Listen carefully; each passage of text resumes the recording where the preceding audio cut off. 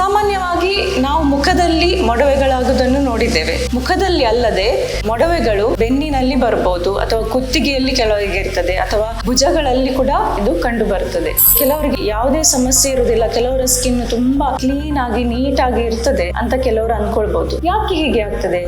High school ಮಕ್ಕಳಲ್ಲಿ ಇರ್ಬೋದು, ಅಥವಾ PUC ಅಥವಾ ಡಿಗ್ರಿಗೆ ಹೋಗುವಂತಹ ಈ ಮಕ್ಕಳಲ್ಲಿ ಮೊಡವೆಯ ಕಾಟ ಜಾಸ್ತಿ. ಅತಿಯಾಗಿ ಮೇಕಪ್ ಬಳಸೋದ್ರಿಂದ ಏನಾಗುತ್ತೆ ಅಂದ್ರೆ ಆ ರಂಧ್ರಗಳೇನಿದೆ, ಆ ಪೋರ್ಸ್ ಅದು ಕ್ಲೋಸ್ ಆಗುತ್ತೆ. ಅದಕ್ಕೋಸ್ಕರ ಮೊಡವೆ ಆಗುವಂತಹ ಚಾನ್ಸಸ್ ಹೆಚ್ಚಿರುತ್ತದೆ. ಮತ್ತೆ ಮೊಡವೆ ಆದವರು ಏನ್ ಮಾಡ್ಬೇಕಂದ್ರೆ ಅದನ್ನ ಪದೇ ಪದೇ ಮುಟ್ಟುವಂತದ್ದು, ಅಥವಾ ಅದನ್ನ ಕೀಳ್ಲಿಕ್ಕೆ ಹೋಗುವಂತದ್ದು, ಅದರ ಕೀವು ಅಥವಾ ಏನಾದ್ರೂ ಇದ್ರೆ ಅದನ್ನ ತೆಗೆಯುವುದು ಅಂತದನ್ನೆಲ್ಲ ಅವಾಯ್ಡ್ ಮಾಡ್ಬೇಕು. ಯಾಕೆಂದ್ರೆ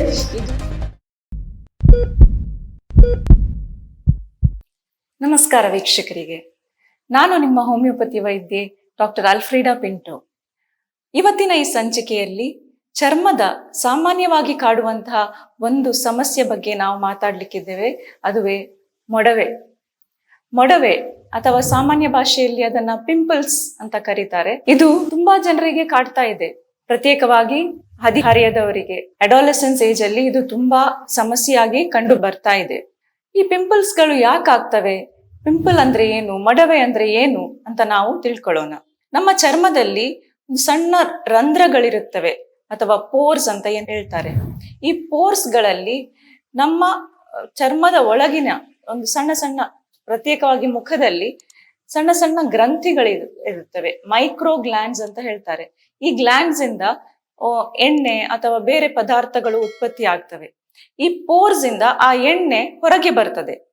ಕೆಲವೊಮ್ಮೆ ಏನಾಗ್ತದೆ ಅಂದ್ರೆ ಈ ಎಣ್ಣೆ ಸ್ವಲ್ಪ ಹೆಚ್ಚಿಗೆ ಪ್ರೊಡಕ್ಷನ್ ಆದ್ರೆ, ಅಥವಾ ಏನಾದ್ರೂ ಧೂಳು ಮಣ್ಣು ಅದೆಲ್ಲ ಆ ಎಣ್ಣೆ ಜೊತೆ ಮಿಕ್ಸ್ ಆಗಿ, ಅಥವಾ ನಮ್ಮ ಚರ್ಮದ ಒಣಗಿದ ಡೆಡ್ ಸ್ಕಿನ್ ಸೆಲ್ಸ್ ಅದು ಎಲ್ಲ ಒಟ್ಟಿಗೆ ಸೇರಿ ಈ ಪೋರ್ಸ್ ಅಥವಾ ರಂಧ್ರಗಳನ್ನ ಬ್ಲಾಕ್ ಮಾಡ್ತವೆ.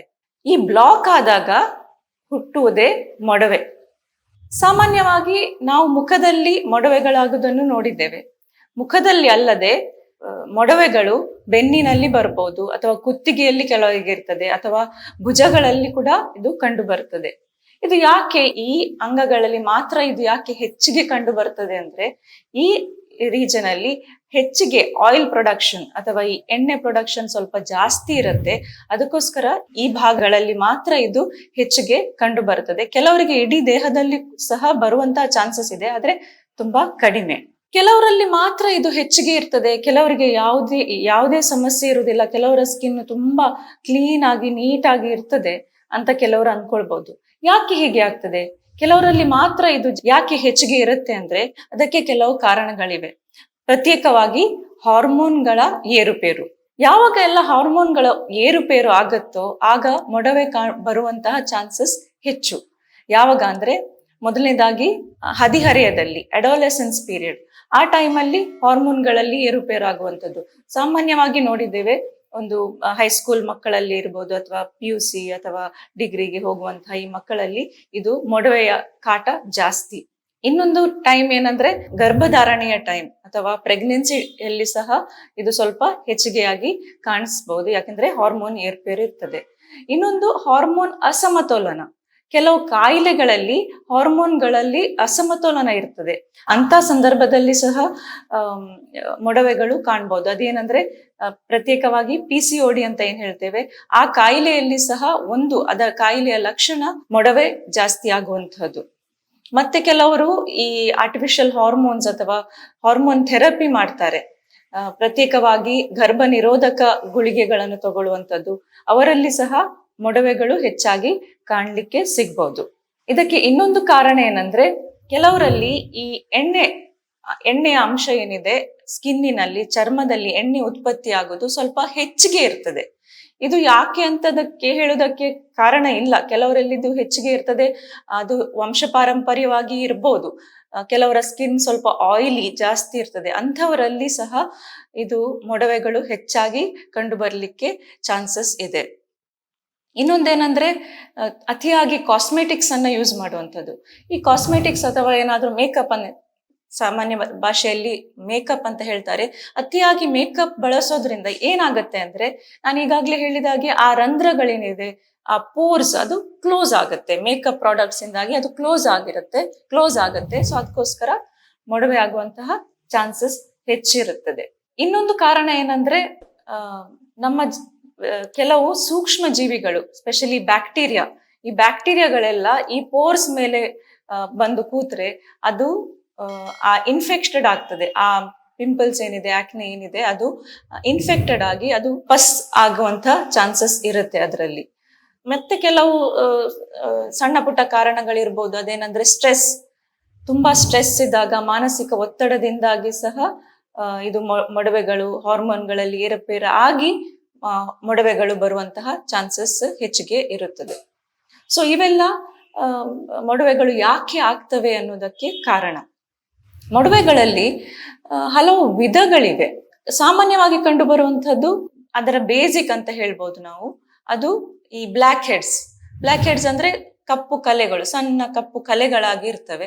ಅಥವಾ ವೈಟ್ ಹೆಡ್ಸ್ ಕೂಡ ಇರ್ತವೆ. ಅದು ಬೇಸಿಕ್ ಏನಂದ್ರೆ, ಚರ್ಮದ ರಂಧ್ರಗಳು ಬ್ಲಾಕ್ ಆದಾಗ ಹೆಚ್ಚಿಗೆ ಎಣ್ಣೆ ಇರ್ಬೋದು ಅಥವಾ ಸೀಬಮ್ ಏನಿದೆ ಅದೆಲ್ಲ ಇರ್ಬೋದು, ಅಲ್ಲಿ ಶೇಖರಣೆಯಾಗಿ ಸಣ್ಣ ಒಂದು ಗುಳ್ಳೆ ತರ ಆಗುವಂಥದ್ದು, ಅದನ್ನ ಬ್ಲ್ಯಾಕ್ ಹೆಡ್ಸ್ ಅಥವಾ ವೈಟ್ ಹೆಡ್ಸ್ ಅಂತ ಹೇಳ್ತೇವೆ. ಇದು ಬೇಸಿಕ್ ಆಗಿರುವಂಥದ್ದು. ಸೊ ಅದರ ನೆಕ್ಸ್ಟ್ ಲೆವೆಲ್ಗೆ ಹೋದ್ರೆ ಅದು ಸ್ವಲ್ಪ ದೊಡ್ಡದಾಗಿ, ಅಲ್ಲೇ ಸ್ವಲ್ಪ ಅದು ಇನ್ಫ್ಲಮೇಷನ್ ಅಂತ ಹೇಳ್ತೇವೆ, ಅದು ಸ್ವಲ್ಪ ಊತ ಬಂದು ಅಲ್ಲೇ ಗುಳ್ಳೆಗಳಾಗ್ತವೆ. ಅದನ್ನ ಪ್ಯಾಪ್ಯೂಲ್ಸ್ ಅಂತ ಹೇಳ್ತಾರೆ. ಸೊ ಇದರ ನೆಕ್ಸ್ಟ್ ಲೆವೆಲ್. ಅದರ ನೆಕ್ಸ್ಟ್ ಲೆವೆಲ್ ಏನಂದ್ರೆ, ಅದಕ್ಕೆ ಬ್ಯಾಕ್ಟೀರಿಯಾ ಅಥವಾ ಬೇರೆ ಯಾವ್ದಾದ್ರು ವೈರಾಣು ಅದರ ಇನ್ಫೆಕ್ಟೆಡ್ ಆಗಿ ಅದರಲ್ಲಿ ಪಸ್ ಆದ್ರೆ ಅದು ಪಸ್ಟ್ಯೂಲ್ ಅಂತ ಹೇಳ್ತಾರೆ. ಇದು ಮೊಡವೆಯ ನೆಕ್ಸ್ಟ್ ಲೆವೆಲ್. ಅದಕ್ಕಿಂತ ಮೇಲಿನ ಲೆವೆಲ್ ಏನಿದೆ ಅಂದ್ರೆ, ಅದು ಸ್ವಲ್ಪ ಡೀಪ್ ಹೋಗ್ತದೆ. ಅಂದ್ರೆ ಚರ್ಮದ ಒಳಗೆ ಹೋಗಿ ಸ್ವಲ್ಪ ಗಟ್ಟಿಯಾಗಿ ಆಗ್ತದೆ. ಅದು ನೋಡ್ಯೂಲ್ ಅಂತ ಹೇಳ್ತಾರೆ. ಕೆಲವರಿಗೆ ದೊಡ್ಡ ಮೊಡವೆಗಳಾಗೋದುಂಟು, ಅದು ನೋಡ್ಯೂಲ್ ಅಥವಾ ಗಂಟು ಅಂತ ಹೇಳ್ತಾರೆ. ಹಾಗೆ ಇದು ಅದರ ನೆಕ್ಸ್ಟ್ ಲೆವೆಲ್. ಅದಕ್ಕಿಂತ ತೀವ್ರತರವಾದಂತಹ ಮೊಡವೆಗಳಿರುತ್ತವೆ, ಅದಕ್ಕೆ ಸಿಸ್ಟಿಕ್ ಮೊಡವೆ ಅಂತ ಹೇಳ್ತಾರೆ ಅಥವಾ ಸಿಸ್ಟಿಕ್ ಆಕ್ನೆ ಅಂತ ಹೇಳ್ತಾರೆ. ಇದು ತೀವ್ರತರವಾದಂಥದ್ದು. ಇದರಲ್ಲಿ ನೋವು ಸಹ ಇರ್ತದೆ, ಪಸ್ ಸಹ ಇರ್ತದೆ, ಅದು ಡೀಪ್ ಆಗಿಯೂ ಸಹ ಇರ್ತದೆ, ಇನ್ಫೆಕ್ಟೆಡ್ ಆಗಿ ಸಹ ಇರ್ತದೆ. ಸೊ ಇದು ಸಿಸ್ಟಿಕ್ ಆಕ್ನೆ. ಸೊ ಇದು ವಿಧಗಳು. ಈಗ ನಾವು ಮೊಡವೆಗಳನ್ನ ತಪ್ಪಿಸೋದಕ್ಕೆ ಅಥವಾ ಮೊಡವೆ ಆಗದೆ ಇರೋ ತರ ಅಥವಾ ಮೊಡವೆ ಆದ್ರೆ ಏನ್ ಮಾಡಬಹುದು ಅಂತ ಕೆಲವು ಟಿಪ್ಸ್ ಅನ್ನ ತಿಳ್ಕೊಳ್ಳೋಣ. ಪ್ರಮುಖವಾಗಿ ಸ್ವಚ್ಛತೆ, ಯಾವಾಗ್ಲೂ ಕ್ಲೀನ್ ಆಗಿರ್ಬೇಕು. ಮುಖವನ್ನು ಆಗಾಗ ತೊಳಿತಾ ಇರಬೇಕು. ಸ್ಪೆಷಲಿ ಈ ಆಯಿಲಿ ಸ್ಕಿನ್ ಇದ್ದವರು, ಅವರಿಗೆ ಮೊಡವೆ ಆಗುವಂತ ಚಾನ್ಸಸ್ ಹೆಚ್ಚಿಗೆ. ಅದಕ್ಕೋಸ್ಕರ ಅವರು ಪದೇ ಮುಖವನ್ನ ಬರೀ ನೀರಿನಲ್ಲಿ ತೊಳೆಯುವಂಥದ್ದು. ದಿನಕ್ಕೆ 1 ಅಥವಾ 2 ಬಾರಿ ಒಂದು ಜೆಂಟಲ್ ಆದಂತಹ ಅಥವಾ ಸೌಮ್ಯವಾದಂತಹ ಕ್ಲೆನ್ಸರ್ ಇಂದ ಮುಖವನ್ನ ತೊಳೆಯುವಂಥದ್ದು. ಇಲ್ಲಿ ನಾವು ನೆನ್ಪಿಟ್ಕೊಳ್ಬೇಕು, ತುಂಬಾ ತೀಕ್ಷ್ಣವಾದ ಅಥವಾ ಸ್ಟ್ರಾಂಗ್ ಕೆಮಿಕಲ್ ಯುಕ್ತ ಸಾಬೂನ್ಗಳನ್ನ, ಸೋಪ್ಗಳನ್ನ ಸ್ವಲ್ಪ ಅವಾಯ್ಡ್ ಮಾಡ್ಬೇಕು. ಕೆಮಿಕಲ್ಸ್ ಗಳನ್ನ ಅವಾಯ್ಡ್ ಮಾಡ್ಬೇಕಾಗತ್ತೆ. ಒಟ್ಟಾರೆಯಾಗಿ ಕ್ಲೀನ್ ಆಗಿರ್ಬೇಕು. ಆಯಿಲ್ ಜಾಸ್ತಿ ಇದ್ದವರು ಪದೇ ಕ್ಲೆನ್ಸರ್ ಯೂಸ್ ಮಾಡಬಹುದು. ಇನ್ನೊಂದೇನಂದ್ರೆ, ಚರ್ಮದ ತೇವಾಂಶವನ್ನ ಕಾಪಾಡಿಕೊಳ್ಬೇಕು. ಅದಕ್ಕೋಸ್ಕರ ಸಾಕಷ್ಟು ನೀರು ಕುಡಿಬೇಕು. ಮತ್ತೆ ಮೊಡವೆ ಆದವರು ಏನ್ ಮಾಡ್ಬೇಕಂದ್ರೆ, ಆಲ್ರೆಡಿ ಮೊಡವೆ ಇದ್ರೆ ಅದನ್ನ ಪದೇ ಮುಟ್ಟುವಂಥದ್ದು ಅಥವಾ ಅದನ್ನ ಕೀಳ್ಲಿಕ್ಕೆ ಹೋಗುವಂಥದ್ದು, ಅದರ ಕೀವು ಅಥವಾ ಏನಾದ್ರೂ ಇದ್ರೆ ಅದನ್ನ ತೆಗೆಯುವುದು, ಅಂತದನ್ನೆಲ್ಲ ಅವಾಯ್ಡ್ ಮಾಡ್ಬೇಕು. ಯಾಕೆಂದ್ರೆ ಇದು ಅದರ ಇನ್ಫೆಕ್ಷನ್ ಹೆಚ್ಚಾಗುವಂತ ಚಾನ್ಸಸ್ ಇದೆ. ಮೊಡವೆ ಆಗ್ಲಿಕ್ಕೆ ಬೇರೆ ಕಾರಣಗಳಿವೆ. ಮತ್ತೆ ಅದು ಆಲ್ರೆಡಿ ಇನ್ಫೆಕ್ಟೆಡ್ ಆಗಿರೋದಿಲ್ಲ. ಅದನ್ನ ನಾವು ಪದೇ ಅಥವಾ ಗಲೀಜ್ ಕೈಯಲ್ಲಿ ನಾವು ಅದನ್ನ ಮುಟ್ಟಿದ್ರೆ ಅದು ನಮ್ಮ ಕೈಯಲ್ಲಿ ಇದ್ದಂತ ಬ್ಯಾಕ್ಟೀರಿಯಾ ಅಥವಾ ಏನಾದ್ರೂ ಸೂಕ್ಷ್ಮ ಜೀವಿಗಳು ಅದರ ಮೇಲೆ ಕುಳಿತು ಅದು ಇನ್ಫೆಕ್ಟೆಡ್ ಆಗುವಂತ ಚಾನ್ಸಸ್ ಹೆಚ್ಚಿಗೆ. ಅದಕ್ಕೋಸ್ಕರ ಅದನ್ನ ಮುಟ್ಟುದಾಗ್ಲಿ ಅದನ್ನ ಕೀಳ್ಲಿಕ್ಕೆ ಹೋಗ್ಬಾರ್ದು. ಇದನ್ನ ಎಲ್ಲರೂ ನೆನ್ಪಿಟ್ಕೊಳ್ಬೇಕಾಗಿರ್ತದೆ. ಇನ್ನೊಂದೇನಂದ್ರೆ, ಮೇಕಪ್ ಅನ್ನ ಅವಾಯ್ಡ್ ಮಾಡ್ಬೇಕು. ಆದಷ್ಟು ಮೇಕಪ್ ಯೂಸ್ ಮಾಡದೇ ಇದ್ರೇನೆ ಒಳ್ಳೇದು. ಕೆಲವು ಸಂದರ್ಭದಲ್ಲಿ ಮೇಕಪ್ ಹಾಕ್ಲೇಬೇಕು ಅಂತ ಹೇಳಿದ್ರೆ ಮೇಕಪ್ ಪ್ರಾಡಕ್ಟ್ಸ್ ಅನ್ನ ಚೂಸ್ ಮಾಡುವಾಗ್ಲೂ ಸ್ವಲ್ಪ ಕೇರ್ಫುಲ್ ಆಗಿರ್ಬೇಕು. ನಾನ್ ಕೊಮೆಡೋಜಿನಕ್ ಪ್ರಾಡಕ್ಟ್ಸ್ ಅಂತ ಕೆಲವು ಇರ್ತದೆ. ಅಂದ್ರೆ ಈ ರಂಧ್ರಗಳಿರುತ್ತವೆ ನೋಡಿ, ಅದನ್ನ ಬ್ಲಾಕ್ ಮಾಡದೇ ಇರುವಂತಹ ಕೆಲವು ಪ್ರಾಡಕ್ಟ್ಸ್ ಇರುತ್ತವೆ. ಅಂತಹ ಪ್ರಾಡಕ್ಟ್ಸ್ ಅನ್ನ ಹುಡುಕಿ ಯೂಸ್ ಮಾಡಿದ್ರೆ ಒಳ್ಳೇದು. ಇನ್ನೊಂದೇನಂದ್ರೆ, ಆಹಾರ. ಎಲ್ಲರಿಗೂ ತಿಳಿದಿರುವಂತೆ ನಾವು ಪರಿಪೂರ್ಣವಾದಂತಹ ಆಹಾರ, ಬ್ಯಾಲೆನ್ಸ್ಡ್ ಡಯಟ್ ಅನ್ನ ತಿನ್ಬೇಕು. ಸ್ಪೆಷಲಿ ಮೊಡವೆ ಎಲ್ಲ ಇದ್ದವರು, ಸ್ವಲ್ಪ ಆಯಿಲಿ ಸ್ಕಿನ್ ಜಾಸ್ತಿ ಇದ್ದವರು ಆದಷ್ಟು ಆಯಿಲಿ ಫುಡ್ ಅನ್ನ ತಿನ್ನದೇ ಇದ್ರೆ ಅವಾಯ್ಡ್ ಮಾಡಿದ್ರೆ ಒಳ್ಳೇದು. ಇನ್ನೊಂದು ಕಾರಣ ನಾನು ಆಲ್ರೆಡಿ ಹೇಳಿದ್ದೇನೆ, ಒತ್ತಡ ಅಥವಾ ಸ್ಟ್ರೆಸ್. ಸೊ ಅದಕ್ಕೋಸ್ಕರ ಏನ್ ಮಾಡ್ಬೇಕಂತ ಎಲ್ಲರಿಗೂ ತಿಳಿದಿದೆ. ಒತ್ತಡವನ್ನ ಸರಿಯಾಗಿ ನಿರ್ವಹಣೆ ಮಾಡಬೇಕು. ಅದಕ್ಕೋಸ್ಕರ ಯೋಗ ಮಾಡ್ಬೋದು, ಧ್ಯಾನ ಮಾಡ್ಬೋದು, ಅಥವಾ ಬೇರೆ ಬೇರೆ ರೀತಿ ವಿಧಗಳಿವೆ. ಅದರ ಬಗ್ಗೆ ನಾವು ಈಗಾಗಲೇ ಬೇರೆ ವಿಡಿಯೋಗಳಲ್ಲಿ ಮಾತಾಡಿದ್ದೇವೆ. ಸೊ ಇದನ್ನ ನಾವು ಅನುಸರಿಸಿ ಒತ್ತಡವನ್ನ ಸರಿಯಾಗಿ ನಿರ್ವಹಣೆ ಮಾಡಿದ್ರೂ ಮೊಡವೆಗಳನ್ನ ದೂರವಿಡಬಹುದು ಅಂತ ನನ್ನ ಅನಿಸಿಕೆ. ಈಗ ನಾವು ಈ ಮೊಡವೆಗಳಿಗೆ ಹೋಮಿಯೋಪತಿಯಲ್ಲಿ ಯಾವ ರೀತಿಯಾದಂತಹ ಟ್ರೀಟ್ಮೆಂಟ್ ಇದೆ ಅನ್ನೋದರ ಬಗ್ಗೆ ಸ್ವಲ್ಪ ವಿಷಯವನ್ನ ತಿಳಿದುಕೊಳ್ಳೋಣ. ಬೇರೆ ಯಾವುದೇ ಚರ್ಮದ ಕಾಯಿಲೆಗಳ ಹಾಗೆ ಹೋಮಿಯೋಪತಿಯಲ್ಲಿ ಮೊಡವೆಗಳಿಗೂ ಉತ್ತಮವಾದಂತಹ ನೈಸರ್ಗಿಕ ಸೂಕ್ಷ್ಮವಾದಂತಹ ಹಾಗೂ ಯಾವುದೇ ಅಡ್ಡ ಪರಿಣಾಮಗಳಿಲ್ಲದಂತಹ ಚಿಕಿತ್ಸೆ ಲಭ್ಯವಿದೆ. ಮೊಡವೆ ಜಾಸ್ತಿ ಇದ್ದಾಗ ಅದನ್ನ ಕಡಿಮೆಗೊಳಿಸಲಿಕ್ಕೆ ನಾವು ಕೆಲವು ಔಷಧಗಳನ್ನ ಬಳಸ್ತೇವೆ. ಇದರಲ್ಲಿ ಎಕ್ಸ್ಟರ್ನಲ್ ಅಪ್ಲಿಕೇಶನ್ಸ್, ಹೊರಗಿನಿಂದ ಅಪ್ಲೈ ಮಾಡುವಂಥದ್ದು ತನ್ನ ಹೋಮಿಯೋಪತಿಯಲ್ಲಿ ಅತಿ ಕಡಿಮೆಯಾಗಿ ಬಳಸುವಂಥದ್ದು. ಇಂಟರ್ನಲ್ ಮೆಡಿಸಿನ್ಸ್ ಅನ್ನೇ ಕೊಟ್ಟು ಅಥವಾ ಬಾಯಿಂದ ಹೊಟ್ಟೆಗೆ ತಗೊಳ್ಳುವಂತ ಮದ್ದನ್ನೇ ನಾವು ಹೆಚ್ಚಾಗಿ ಕೊಡುವಂಥದ್ದು. ಇದರಿಂದಾಗಿ ಏನಾಗ್ತದೆ ಅಂದ್ರೆ ರೋಗವು ಒಳಗಿನಿಂದಲೇ ಅದು ಗುಣವಾಗಿ ಹೋಗ್ತದೆ. ಸೊ ಮತ್ತೆ ಅದು ಮತ್ತೆ ಮರುಕಳಿಸದಂತೆ, ಮತ್ತೆ ಆ ರೋಗವನ್ನು ಬುಡದಿಂದ ಕಿತ್ತು ತೆಗಿಲಿಕ್ಕೆ ನಾವು ಪರ್ಸನ್ ಸೆಂಟರ್ಡ್ ಟ್ರೀಟ್ಮೆಂಟ್ ಅಥವಾ ವ್ಯಕ್ತಿ ಕೇಂದ್ರಿತ ಚಿಕಿತ್ಸೆ ಅಂತ ನಾವು ಕೊಡ್ತೇವೆ. ಅದರಿಂದ ಈ ರೋಗದ ರೂಟ್ ಕಾಸ್ಗೆ ನಾವು ಟ್ರೀಟ್ ಮಾಡಿ ಚಿಕಿತ್ಸೆ ಕೊಟ್ಟು ಅದರಿಂದ ಸಂಪೂರ್ಣವಾಗಿ ಈ ಕಾಯಿಲೆಯಿಂದ ದೂರ ಇರುವಂತರ ಮಾಡಬಹುದು. ಅದಕ್ಕೆ ಸ್ವಲ್ಪ ಟೈಮ್ ತೆಗಿಬಹುದು. It may take few months, ಕೆಲವು ತಿಂಗಳುಗಳು ಹೋಗ್ಬೋದು. ಆದರೆ ಹೋಮಿಯೋಪತಿಯಲ್ಲಿ ಮೊಡವೆಗಳ ಸಮಸ್ಯೆಗೆ ಪರ್ಮನೆಂಟ್ ಆದಂತಹ ಪರಿಹಾರವನ್ನು ಕಂಡುಕೊಳ್ಬಹುದಾಗಿದೆ.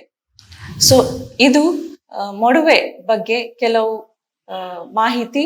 ಅದನ್ನ ಹೇಗೆ ಟ್ರೀಟ್ ಮಾಡಬಹುದು ಮತ್ತೆ ಹೋಮಿಯೋಪತಿಯಲ್ಲಿ ಇದಕ್ಕೆ ಯಾವ ರೀತಿ ಚಿಕಿತ್ಸೆ ಇದೆ ಅನ್ನೋದನ್ನ ಈ ವಿಡಿಯೋದಲ್ಲಿ ನಾವು ತಿಳ್ಕೊಂಡಿದ್ದೇವೆ. ಧನ್ಯವಾದಗಳು.